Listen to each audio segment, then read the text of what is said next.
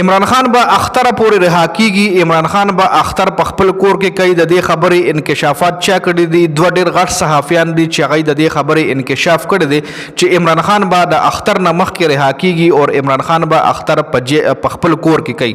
اوس دې کې څومره حقیقت دی دا خو به راتلونکي ټایم کې پته لګي، خو کومو صحافیانو په دې ډیټیل سره خبره کړې ده د هغوی مکمل بیان در سره شریکوم. بل طرف ته نجم سیټي د مودي حوالې سره ډېر غټ انکشافات کړي دي چې مودي لیونی شوی دی او هغه اینی ټایم یو غلط سټیپ اوچتولی شي، په پاکستان باندې حمله کولی شي. په دې باندې هم تفصیلا خبره کوو، خو هغې نه مخکې په عمران خان باندې خبره کوو د عمران خان د رهایي حوالې سره. ځکه د عمران خان چې څومره هم فینس دي هغوی غواړي چې عمران خان پخوا رها شوی، خو د عمران خان د رهایي خبر چې کوم دی په هغوی باندې داسې لګي لکه څنګه چې یو اوږي له روټۍ ته کېدي، د اوږي په غوږونو کې د پراټو هغه کړپارې ده. ښه خیر دا خو یو متل دی. راځو چې سینیر صحافي مظهر ویلی دي چې تاسو ته وایي زه یو اهم خبر در کوم چې قانوني او آئینی لارو باندې به عمران خان اختر نه مخکې رها کیږي. بل طرف ته شاه محمود قریشي، سرفراز چیما، محمود الرشید، یاسمین راشد او باقی د پی ټی آی رهنما به هم قانوني لارو باندې اختر نه مخکې رها کیږي. جی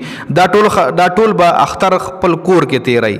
دا څومره شاه محمود قریشي شو، سرفراز چیما، محمود الرشید، یاسمین راشد، دا د پی ټی آی ډیر غټ لیډران دي، د پی ټی آی ډیر غټ سپایان دي چې دا هم عمران خان سره په جیل کې دي. جی او عمران خان به هم وي اختر پورې رها کیږي، اختر به دې په خپل کور کې تیری او په قانوني او آئینی طریقو سره به دې رها کیږي. دا نه چې ډیل به کوي، قانون او آئین به د کیسونه ختمیږي عدالتونو کې اور دې به قانون چې کم دی او آئین او عدالتونه دې رها کوي. جی دا خو سینیر صحافي مظهر ویلی دی. بل طرف ته یو بل هم ډېر غټ سینیر صحافي دی چې هغه هم ویلی دی چې هغه هم یو ډېر غټ انکشاف کړی دی، په هغې باندې ډیټیل سره خبره کوو. خو هغې نه مخکې په 24 تاریخ باندې به د دې ټولو سنوائی کیږي. یو کیس د شاه محمود قریشي، سرفراز چیما، محمود الرشید او یاسمین راشد چې په 24 تاریخ باندې په دای باندې به فرد جرم عاید کیږي او کچره په دای فرد جرم عاید نشو دا ټول به اوماغه ټایم رها کیږي.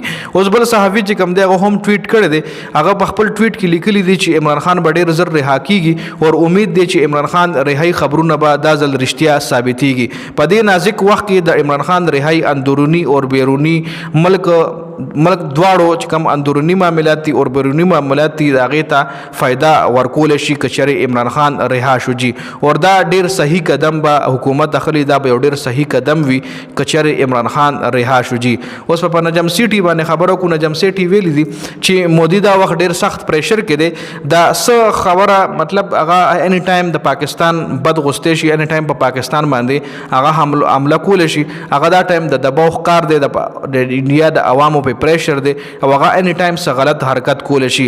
د مودي بیان او غرور خاورو کې ملو شوی دی او اوس پرې د عوامو ډېر غټ پریشر دی او عوام خوشحالولو دپاره مودي څه هم کولی شي. دا نجم سیټي دا بیان جاری کړی چې هغه عوام دغه خلاف شوي دي او خپل عوام خوشحالولو دپاره هغه اینی ټایم یو غلط سټیپ هم اوچتولی شي.